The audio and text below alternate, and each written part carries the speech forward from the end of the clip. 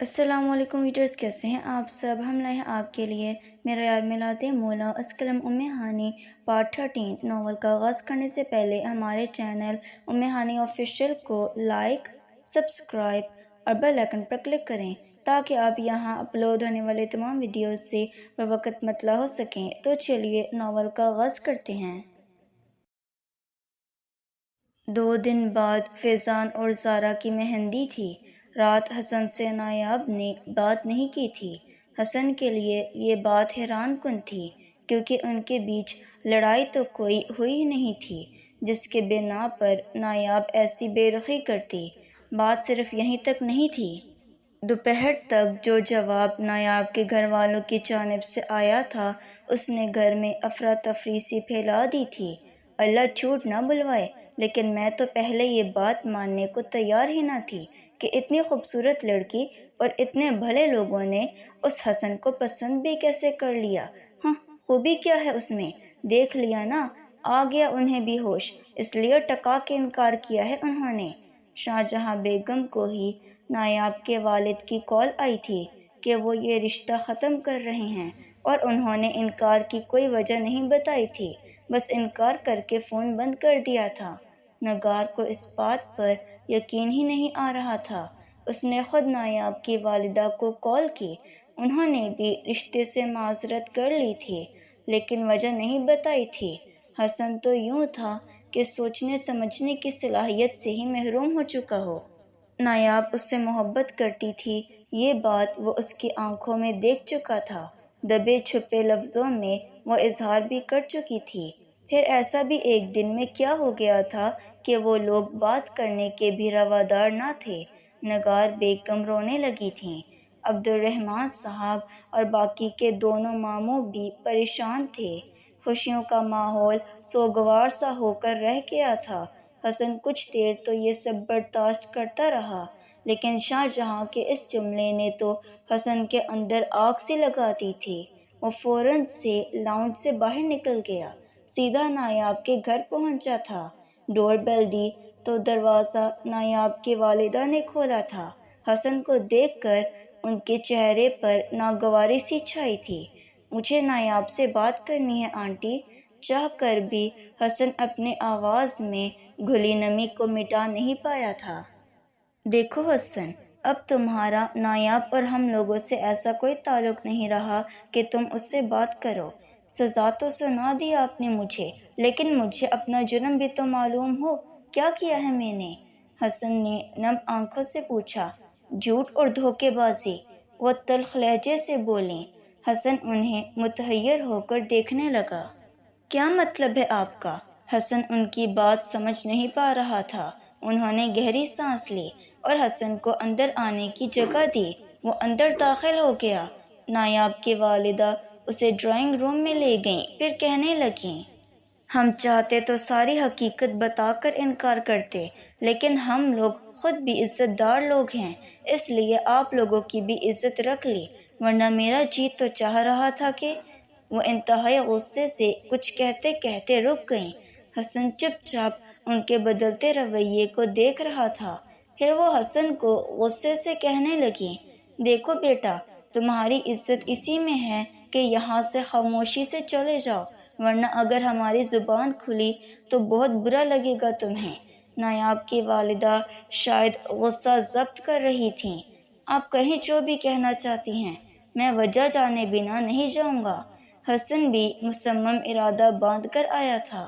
نایاب کی والدہ نے ابھی بات کرنے کے لیے لب کھولے ہی تھے کہ نایاب ڈرائنگ روم میں داخل ہوئی تھی۔ آنکھیں متورم تھیں، سرخ تھیں جیسے بے تحاشا روئی ہو۔ حسن اسے دیکھ کر کھڑا ہو گیا۔ وہ اپنی والدہ سے مخاطب ہوئی۔ حسن کی طرف اس نے دیکھا تک نہیں تھا۔ امی آپ جائیں یہاں سے، اسے انکار کی وجہ میں خود بتاؤں گی۔ نایاب کا لہجہ سن کر حسن کو حیرت ہوئی تھی۔ اس کی والدہ حسن کو گھورتے ہوئے وہاں سے چلی گئیں۔ نایاب نے اپنے بہتے آنسو صاف کیے اور حسن کے مقابل آ کر کھڑی ہو گئی۔ نایاب یہ سب کیا ہے؟ حسن کو اس کی روئی آنکھیں دیکھ کر یہ تو اندازہ ہو چکا تھا کہ وہ بھی اتنی ہی تکلیف میں ہے جتنی اذیت سے وہ گزر رہا ہے۔ لیکن وجہ سے اب بھی انجان تھا۔ یہ سوال تو مجھے تم سے پوچھنا چاہیے کہ یہ سب کیا ہے جو تم نے میرے ساتھ کیا؟ جانتے ہو مجھے تم سے محبت کیوں ہوئی تھی؟ کیونکہ میں سمجھتی تھی کہ تم دل کے بہت صاف ہو، مجھ سے جھوٹ نہیں بولتے اور دھوکہ تو کبھی دے ہی نہیں سکتے۔ نایاب کی بات سن کر وہ برجستہ بولا، میں نے تمہیں کب دھوکہ دیا ہے نایاب؟ کب جھوٹ بولا تم سے؟ مجھے بس یہ بتا دو تمہارے گھر میں حیثیت کیا ہے حسن؟ یہ ایک ایسا سوال تھا کہ حسن چپ سا ہو گیا۔ چند لمحے خاموشی کی نظر ہی ہو چکے تھے۔ نایاب اس کی آنکھوں میں دیکھ کر پوچھ رہی تھی۔ حسن چپ تھا۔ جواب تو مجھے حسن، کیا حیثیت ہے تمہاری اس گھر میں جسے تم اپنا مانتے ہو؟ ایک ملازم کی جو اپنے ماموں کے رحم و کرم پر پل رہا ہے۔ اگر تمہارے ماموں تمہیں اپنی فیکٹری اور گھر سے بے دخل کر دیں تو کیا حیثیت ہے تمہاری حسن؟ حسن نایاب کو بڑے غور سے دیکھ رہا تھا۔ وہ نظر تو نایاب آ رہی تھی لیکن زبان نایاب کی نہ تھی۔ نایاب کی آنکھوں سے آنسو برسنے لگے۔ تم نے مجھ سے جھوٹ بولا کہ تم اس گھر میں بیٹے کی طرح اہمیت رکھتے ہو۔ اگر تمہاری اہمیت فیضان بھائی کے برابر ہوتی تو تمہیں رہنے کے لیے اسٹور روم نہیں ملتا۔ تم نے کہا تمہارے ماموں کی فیکٹری میں تم بھی باقی کزنس کی طرح حصے دار ہو۔ یہ بھی جھوٹ ہے۔ تم وہاں صرف ایک ملازم ہو، وہ بھی بنا تنخواہ کا۔ حسن نے جواب نہیں دیا کیونکہ اس کے پاس کہنے کو کچھ نہ تھا۔ جب تمہاری اپنی ہی کوئی حیثیت اس گھر میں نہیں ہے تو کل کو تم مجھے کس مقام پر رکھو گے؟ یہی کہوں کہ میں بھی تمہاری ممانیوں اور کزنس کی چاکری کر کے زندگی گزار دوں؟ I'm sorry مسٹر حسن، مجھے یہ سب منظور نہیں۔ میں محبت کے بدلے اتنے گھاٹے کا سودا نہیں کر سکتی تھی کہ ساری زندگی غلامی میں گزار دوں۔ نایاب کا لہجہ سخت تھا۔ حسن اسے کچھ دیر خاموشی سے دیکھتا رہا۔ افسوس اس بات کا تھا کہ نایاب نے اس پر بھروسہ نہیں کیا تھا۔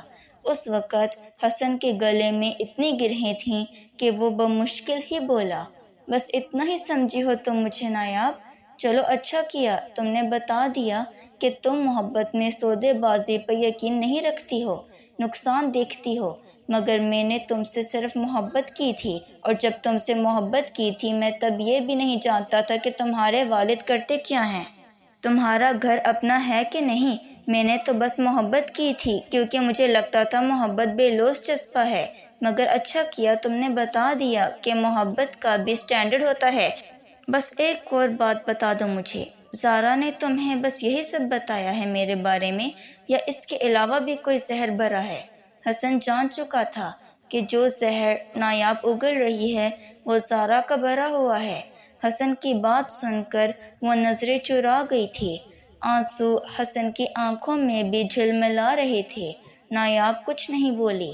حسن نے نایاب کی تحفے میں دی ہوئی گھڑی اتار کر اس کے ہاتھ میں تھماتے ہوئے کہا، خوش رہو نایاب۔ حسن اب تمہیں تمہاری زندگی میں کبھی بھی نظر نہیں آئے گا۔ میں اپنی کوئی صفائی تمہیں پیش نہیں کروں گا، اس لیے کہ میں کر کے دکھانے پر یقین رکھتا ہوں۔ تم ساتھ دیتی تو تمہیں مایوس نہیں کرتا۔ مجھے افسوس بس اس بات کا رہے گا کہ تم نے میرے رشتے کو لوگوں کی باتوں سے جانچنے کی کوشش کی۔ اگر براہ راست مجھ سے پوچھتی تو تمہیں بتاتا کہ میں تمہارے لیے کیا کر سکتا ہوں۔ اینی وے، خدا حافظ۔ یہ کہہ کر وہ باہر چلا گیا۔ جب فیضان کی رسمیں مایوں ہو رہی تھی تب نیچے کے پورشن میں بس نایاب اور زارا ہی تھیں۔ اس وقت زارا نے ہی نایاب سے بات کا آغاز کیا تھا۔ ایک بات پوچھوں تم سے نایاب؟ زارا کو وہ خوبصورت سی دوشیزہ حد درجہ بے وقوف لگ رہی تھی جس نے حسن جیسے لڑکے سے محبت کی تھی۔ ہاں پوچھو نا، نایاب نے مسکراتے ہوئے کہا تھا۔ پتہ ہے جب میں نے پہلی بار تمہاری تصویر پھپھو کے موبائل میں دیکھی تو دیکھتی رہ گئی۔ تم تو اچھی خاصی خوبصورت اور پیاری ہو۔ زارا کی تعریف سن کر نایاب کی مسکراہٹ گہری ہوئی تھی۔ تھینک یو، وہ کچھ لجاتے ہوئے بولی تھی۔ مجھے یہ بات سمجھ نہیں آئی نایاب کہ تم میں بظاہر تو ایسی کوئی کمی نظر نہیں آ رہی کہ جس کی بنا پر تم حسن جیسے لڑکے کو اپنے لیے منتخب کر سکتی ہو۔ حسن میں تمہیں نظر کیا آیا جو تم نے اس سے محبت کر لی؟ سارا کا طنز میں ڈوبا لہجہ نہیں سمجھ پائی تھی، اس لیے اپنی ہی دھن میں کہنے لگی، کیا مطلب ہے سارا؟ حسن بہت اچھا انسان ہے، اسپیشلی وہ دل کا بہت صاف ہے اور ٹیلنٹڈ بھی بہت ہے۔ ہمارے باس اس کے کام کی بہت تعریف کرتے تھے، کہتے تھے حسن تم جینیس ہو، تم زندگی میں بہت کامیاب ہوگے۔ نایاب کی بات سن کر زارا بے اختیار ہنسنے لگی۔ جینیس اور حسن؟ سارا ہنستے ہوئے بولی، وہ بس ڈیزائننگ تو وہ میرے منگیتر فیضی سے بنواتا تھا۔ رات بھر بیچارہ فیضان حسن کی دوستی کی خاطر جاگ کر اس کے لیے ڈیزائن بنا کر اسے دیتا تھا، ورنہ حسن اس قابل کہاں کہ کچھ کر سکے۔ اگر اتنا ہی کسی قابل ہوتا تو پھر اپنی نوکری چھوڑتا۔ زارا کی بات نے نایاب کی مسکراہٹ کو غائب کیا تھا۔ اصل بات یہ ہے نایاب کہ حسن نہایت ہی ڈفر قسم کا ناکام سا انسان ہے، اس لیے تو ہمارے ٹکڑوں پر پڑ رہا ہے۔ اسے تو خاندان میں کوئی بھی اپنی بیٹی دینے کو تیار ہی نہ تھا۔ تم دیکھ لو ہمارے ہی گھر میں کتنی لڑکیاں موجود ہیں، لیکن حسن کو کوئی منہ لگانے کو تیار نہیں ہے۔ اسی لیے تو اس نے نوکری کی تھی کہ اس کی اصلیت سے ایک غیر لڑکی تو واقف نہیں ہو سکتی۔ اسے بیوقوف بنانا آسان تھا، اس لیے دیکھ لو جیسے ہی تم سے رشتہ طے ہوا حسن نے نوکری چھوڑ دی۔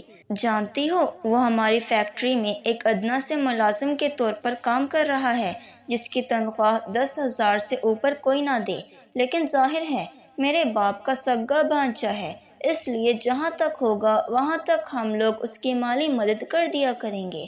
لیکن مجھے بس تمہیں دیکھ دیکھ کر دکھ ہو رہا تھا کہ تمہاری تو ساری زندگی برباد ہو کر رہ جائے گی، کیونکہ حسن کا آدھا دن گھر پر گزرتا ہے، گھر کا سودا صرف لانا، ممانیوں کے ساتھ کچن میں کام کرنا، کیونکہ گھر پر ایسا کوئی ملازم جو نہیں ہے جو یہ سب سامان لائے، اور حسن کرتا بھی کیا ہے، اس لیے اسے گھر کے کچھ کام کروا لیتے ہیں، پھر فیکٹری کے چھوٹے موٹے کام کرنا تاکہ وہ دن بھر مصروف رہ سکے۔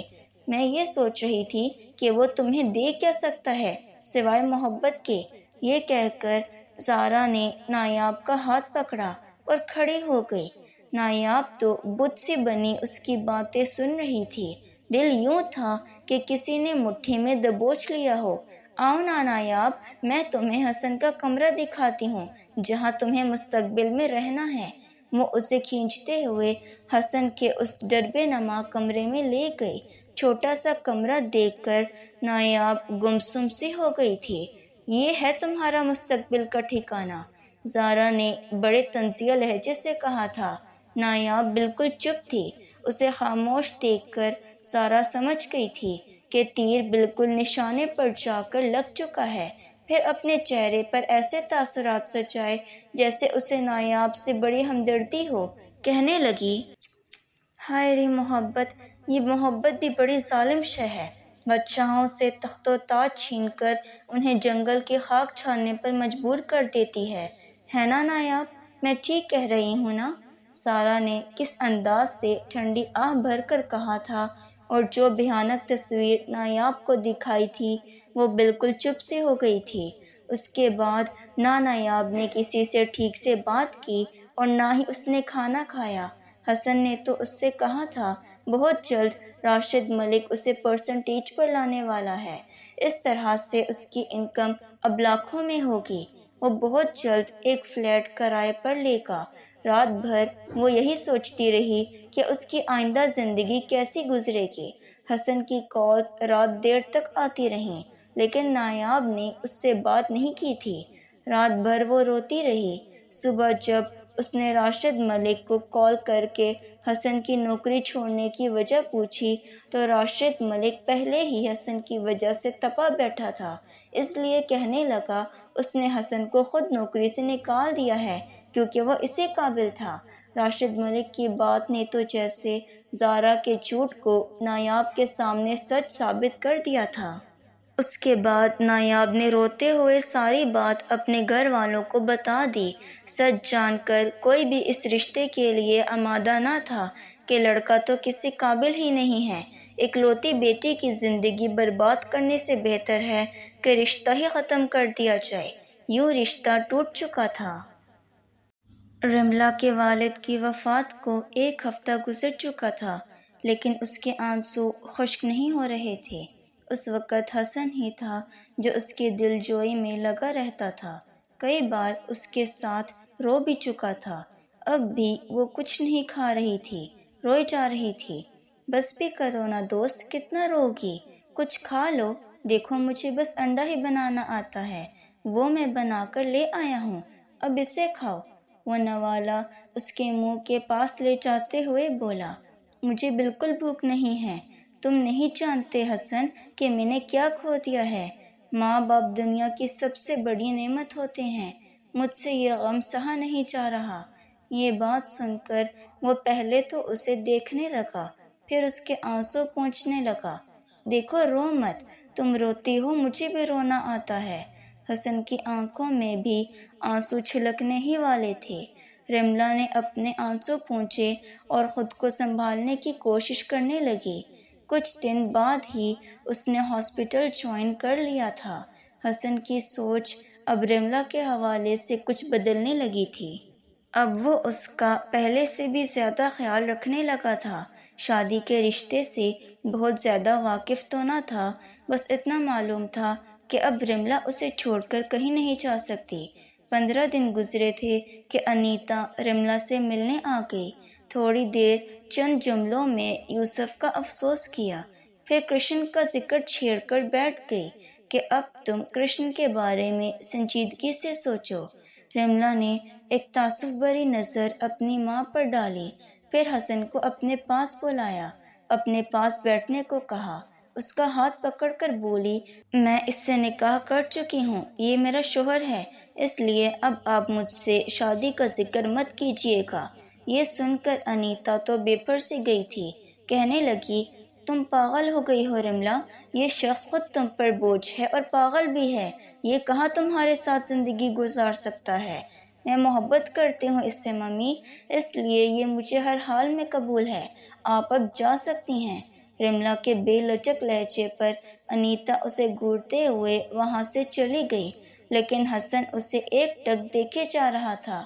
لفظ محبت نے حسن کے دل پر کچھ عجیب اثر کیا تھا۔ پہلی بار وہ رملہ کو بڑے غور سے دیکھ رہا تھا، جس کی آنکھوں میں اب بھی نمی تھی۔ پھر خیال آیا کہ اسے کوئی کام بھی کرنا چاہیے۔ ذہن میں کہیں یہ خیال بھی ابھرا تھا کہ شاید ماضی میں ایسا ہی ہوتے ہوئے اس نے دیکھا تھا۔ کچھ پرچھائیاں سی تھیں، چہرے صاف نظر نہیں آ رہے تھے کہ اس کی ماں گھر پر رہتی تھی، گھر کے کام کرتی تھی اور والد باہر شاید کسی آفس میں جا کر کام کرتے تھے۔ پھر انیتا کی بات نے بھی ذہن کو کچھ جھنجھوڑا تھا کہ وہ رملہ پر بوجھ ہے۔ اگر میاں بیوی ایسے ہی ہوتے ہیں جیسے اس کے ماں باپ تھے تو اصولاً اسے کمانا چاہیے تھا۔ 2 دن وہ اسی نہج پر سوچتا رہا، پھر ایک رات رملہ کے پاس آ گیا۔ وہ سونے جانے لگی لیکن حسن کی پکار پر رک گئی۔ سنو دوست، مجھے تم سے ایک بات کرنی ہے۔ حسن کا لہجہ بہت مختلف سا تھا، سنجیدہ سا۔ رملہ نے کہا، ہاں بولو، کیا کہنا ہے؟ ایسے بات نہیں ہوتی۔ حسن نے اسے دروازے کے پاس کھڑے دیکھا تو کہا۔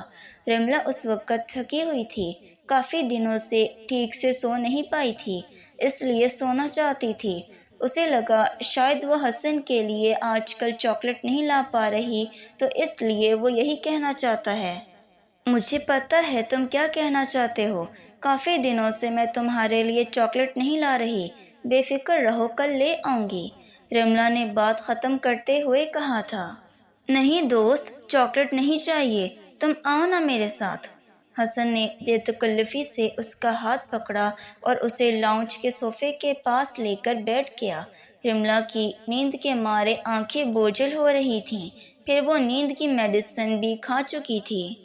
اب جلدی سے بتاؤ کہ تمہیں کیا کہنا ہے، مجھے بہت سخت نیند آ رہی ہے حسن۔ رملا کی نیند کی شدت سے آنکھیں بند ہو رہی تھیں۔ نیند آ رہی ہے تو میں کیا کروں؟ پورا دن میں تمہارا انتظار کرتا ہوں کہ تم آؤ گی تو مجھ سے باتیں کرو گی، لیکن تم پتہ نہیں کیا کیا کڑوی دوائیں کھا کر سو جاتی ہو۔ مجھے تم سے ہمارے فیوچر کے بارے میں ڈسکس کرنا ہے۔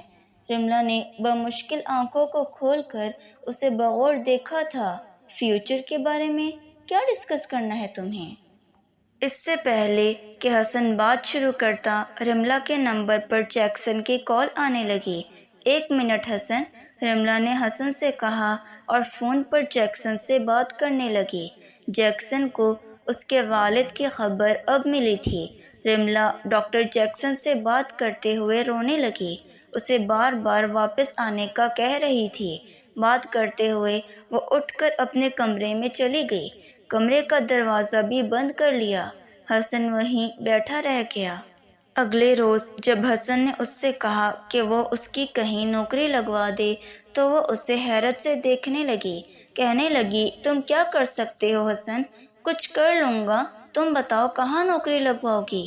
حسن کو بس کہیں نہ کہیں سے کمانے کا ذریعہ چاہیے تھا، کیونکہ اندر کہیں نہ کہیں یہ بات اٹکی ہوئی تھی کہ مرد کماتا ہے اور عورت گھر چلاتی ہے۔ تم اپنی میموری کھو چکے ہو، میں نہیں جانتی کہ تمہیں کیا کرنا آتا ہے، پھر کچھ بھی کرنے کی ضرورت کیا ہے؟ میری انکم اچھی ہے، سب کچھ ٹھیک تو چل رہا ہے۔ ہاں لیکن مجھے بھی پیسہ کمانا ہے، وہ کسی بچے کی طرح ضد کر رہا تھا۔ لیکن کیوں کمانا ہے تمہیں پیسہ؟ کیا خریدنا ہے تم نے پیسوں سے؟ مجھے بتاؤ۔ رملا کو لگا شاید اسے کوئی ٹوائے چاہیے، اس لیے کہ اب میں شوہر ہوں اور شوہر کماتے ہیں، آفس جاتے ہیں، کام کرتے ہیں، پیسہ کماتے ہیں۔ حسن کی بات سن کر رملا ہنسنے لگی تھی اور حسن اس کے ہنسنے پر کچھ خجل سا ہوا تھا۔ اوہ، تو اس لیے کمانا چاہتے ہو کہ تم خود کو میرا شوہر سمجھتے ہو؟ سمجھتے ہو کیا مطلب؟ میں ہوں، تم نے خود مجھ سے شادی کی تھی، تو شادی کے بعد لڑکا شوہر ہی ہو جاتا ہے۔ رملا اسے دیکھ کر مسکرانے لگی، پھر اس کا ہاتھ تھام کر بولی، حسن، اس وقت مجھے ایک مددگار ساتھی کی ضرورت تھی اور تم میرے بہترین دوست ہو، اس لیے میں نے تم سے کہہ دیا تھا۔ میرے والد کی آخری خواہش تھی کہ میری شادی کسی مسلم سے ہو، اس لیے میں نے نکاح کیا، لیکن تم بے فکر رہو، ہم اب بھی صرف دوست ہیں اور کچھ نہیں، اس لیے تمہیں کچھ بھی کمانے کی فکر کرنے کی ضرورت نہیں ہے۔ رملا نے بات ہی ختم کر دی تھی۔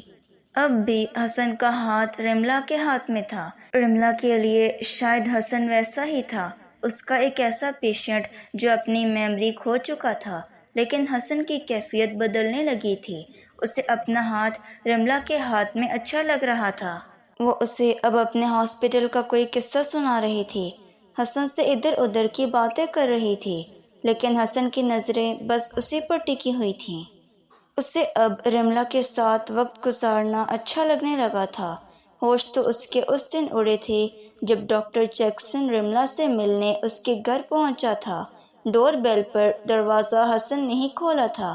رملا کچن میں کھانا بنا رہی تھی، حسن بھی اسی کے پاس کھڑا اس کی ہیلپ کر رہا تھا جب باہر کی ڈور بیل ہوئی۔ جب حسن نے دروازہ کھولا تو سامنے doctor Jackson pant shirt tie پہنے بہت پریشان سا کھڑا تھا، ہاتھ میں ایک چھوٹا سفری بیگ بھی تھا، جیسے کسی دوسرے شہر سے سیدھا یہاں پہنچا ہو۔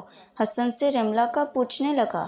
رملا نے جیسے ہی ڈاکٹر جیکسن کی آواز سنی وہ دوڑ کر باہر آئی تھی، حسن کو پیچھے کر کے وہ ڈاکٹر جیکسن کے ساتھ لگ کر رونے لگی۔ ڈاکٹر جیکسن بھی اسے ساتھ لگائے اس کا سر سہلاتے ہوئے اسے تسلی بخش جملے کہنے لگا۔ حسن کو تو لگا کہ جیسے اس کا سانس بھی سینے میں کہیں تھم گیا ہو۔ حسن یہ تو جان گیا تھا کہ یہ سارا کیا دھرا سارا کا ہے، اس لیے گھر میں بڑے چارہانہ انداز میں داخل ہوا تھا۔ سارا اپنے کمرے میں تھی، نگار بیگم لاؤنج کے صوفے پر بیٹھی رو رہی تھیں، غزالہ انہیں چپ کروا رہی تھی، شاہجہاں بیگم منہ بنائے پان چبا رہی تھیں۔ اگلے روز مہندی کی رسم تھی، اس لیے سب مرد حضرات کل کی تیاریوں میں مصروف تھے۔ عارفہ بیگم اور نائلہ بیگم شاپنگ پر گئی تھیں، گھر پر صرف خواتین ہی تھیں۔ حسن لاؤنج میں داخل ہوا تو بے انتہا غصے میں تھا، آنکھیں سرخ ہو رہی تھیں۔ نگار بیگم اس کے خطرناک تیور دیکھ کر کھڑی ہو گئیں، لیکن وہ سیدھا زارا کے کمرے میں گیا تھا۔ جس قدر وہ غصے میں تھا، نگار بیگم اس کے پیچھے لگی تھی۔ اس وقت زارا رمشا کے ساتھ باتوں میں مصروف تھی۔ جب کمرے کا دروازہ پوری قوت سے کھلا تھا، حسن سیدھا زارا کے پاس آ کر کھڑا ہوا، اس کا بازو پکڑا اور اسے اپنے مقابل کھڑا کیا۔ جو زہر تم نے نایاب کے دل میں میرے لیے بھرا ہے زارا، میں تمہیں زندہ نہیں چھوڑوں گا، وہ غراتے ہوئے بولا تھا۔ غزالہ اور نگار بیگم کے ساتھ ساتھ شاہ جہاں بیگم بھی کمرے میں پہنچ گئی تھیں۔ میرا بازو چھوڑو حسن اور نکلو میرے کمرے سے باہر۔ زارا کو اندازہ تھا کہ جب سچ حسن کو معلوم ہوا تو اس کا رد عمل ایسا ہی ہوگا، لیکن زارا کے دل میں جو غلط فہمی کا زہر بھرا ہوا تھا، اسے اپنا آپ حق پر لگ رہا تھا۔ آج تو تمہارا میں قتل کر دوں گا، زندہ نہیں چھوڑوں گا تمہیں، برباد کر کے رکھ دیا تم نے مجھے۔ حسن نے اس کے بازو کو زور سے دبوچا تو زارا چلا اٹھی۔ جتنے غصے میں حسن تھا، آج تو واقعی اسے مار ہی ڈالتا۔ نگار بیگم اور غزالہ نے بڑی مشکل سے زارا کا بازو اس کی گرفت سے آزاد کیا تھا، اسے پیچھے کیا تھا۔ زارا بھاگ کر دادی کے پہلو سے جا لگی تھی، رونے لگی۔ ارے کم بخت مارے، کہاں سے آ رہا ہے یہ خونخوار شیر بن کر؟ کون سا بھوت سوار ہے تجھ پر، جو آتے ہی میری معصوم بچی کے پیچھے پڑ گیا ہے، جو منہ میں آتا ہے اناب شناب بک کے چلے جا رہا ہے؟ شاہ جہاں کی توپوں کا رخ ہمیشہ حسن کی طرف ہی ہوتا تھا۔ حسن کو اس وقت نگار بیگم اور غزالہ سنبھالے ہوئے تھیں۔ زارا دادی کے ساتھ لگی ٹسوے بہا رہی تھی۔ حسن ان سے اپنا آپ چھڑوا رہا تھا۔ چھوڑے مجھے امی، اس لڑکی کو تو میں آج زندہ ہی نہیں چھوڑوں گا۔ اس کی وجہ سے مجھ سے میری محبت چھن گئی ہے، مجھے اس نے برباد کر کے رکھ دیا۔ حسن غصے اور غم کے جذبات سے لبریز ہو چکا تھا، آنکھوں میں آنسو جھلملا رہے تھے۔ حسن ہوش میں آؤ، زارا کا بھلا کیا قصور ہے؟